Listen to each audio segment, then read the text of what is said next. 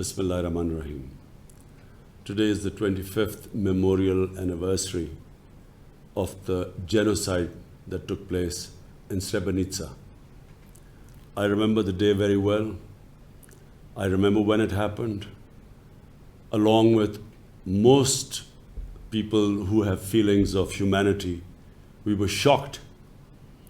We were appalled that how in what was a safe haven of the United Nations peacekeeping force, how in a safe haven this massacre was allowed to take place.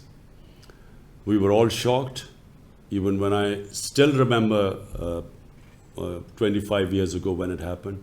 I still feel the shock, how such a thing could have been allowed by the world community.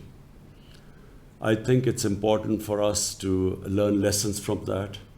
The world community must never allow such things to happen again. We see problems for the people of Kashmir. 800,000 Indian troops have besieged 8 million people of Kashmir, and we all fear that a similar sort of massacre might follow there. So the world community must take notice and never allow such acts to take place again.